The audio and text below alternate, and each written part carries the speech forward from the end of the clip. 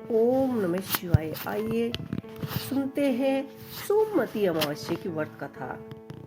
सोमवती अमावस्या व्रत के अनुसार एक गरीब ब्राह्मण परिवार था।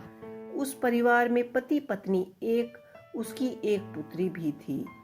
उनकी पुत्री समय के गुजरने के साथ साथ धीरे धीरे बड़ी होने लगी। उस पुत्री में बढ़ती उम्र के साथ सभी स्त्रीयोजक सैगुणों का विकास हो रहा था। वह कन्या सुंदर, संस्कारवान और गुणवान थी, परंतु गरीबी होने के कारण उसका विवाह नहीं हो पा रहा था। एक दिन उस ब्राह्मण के घर पर एक साधु महाराज जी पधारे। साधु उस कन्या के स्वभाव से अत्यधिक प्रसन्न हुए। कन्या की लंबी आयु का आशीर्वाद देते हुए साधु ने कहा कि इस कन्या के हाथों में विवाह योग्य रेखा नहीं है। तब ब्राह्मण देव दंपत्ति ने साधु से उसका उपाय पूछा।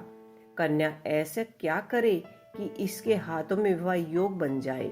साधु महाराज ने कुछ देर तक विचार करने के पश्चात अपनी अंतर्दृष्टि में ध्यान करके बताया कि कुछ ही दूरी पर एक गांव में सोना नाम की एक धोबन महिला अपने बेटे बहू के साथ रहती है, जो बहुत ही आचार विचार व संस्कार संपन्न तथा पतिपरायण है।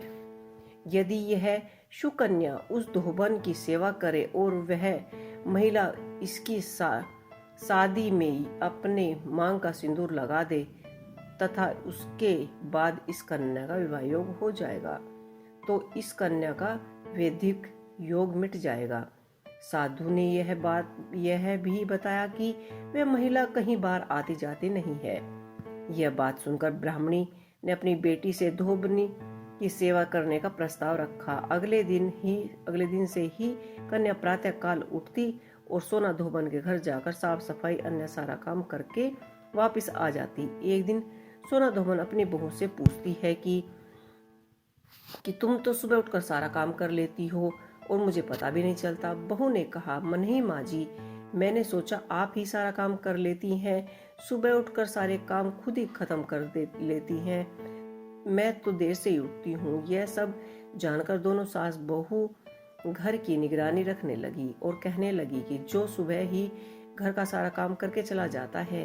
कई दिनों के बाद धोबन ने देखा कि एक कन्या मुंह ढक के अंधेरे ही उनके घर में आती है और सारे काम करने के बाद चली जाती है। जब वह जाने लगी तो सोना धोबन उसके पैरों में गिर पड़ी। पूछने लगी कि आप कौन हैं और इस तरह से छुपकर मेरे घर का चाकरी क्यों कर रही हैं। तब कन्या ने साधु द्वारा कही सारी बातें बताई। सोना धोबिन पति प्राण थी, अतः उसमें तेज था। वह तैयार हो गई। सोना धोबन के पति थोड़ी अवस्था थे। उसने अपनी बहू से अपने लौट आने तक घर में ही रहने को कहा। सोना धोबन ने जैसे ही अपनी मांग का सिंदूर उस कन्या की मांग में लगाया तो सोना धोबन का पति मर गया। उसे इस बात का पता चल गया। वह घर से निर्जला ही चली थी। यह सोचकर कि रास्ते में कहीं पीपल का पेड़ मिलेगा तो उससे भंवरी देकर ही परिक्रमा करके जल ग्रहण करूंगी। उस दिन सोमवती अमावस्या थी। ब्राह्मण के घर मिलने पर पुए पकवान की जगह उसे ईंट के टुकड़ों से 108 भंवरी देकर 108 बार पीपल की पेड़ की परिक्रमा करने के बाद जल ग्रहण किया। ऐसा करते ही उसके पति के मृत शरीर में वापस से जान आ गई। सोना धोबिन का पति फिर से जीवित हो उठा। तो ये थी सोमवती अमावस्या की व्रत कथा। आपको कैसी लगी मुझे कमेंट बॉक्स में लिख के अवश्य ही बताइएगा। ओम नमः शिवाय।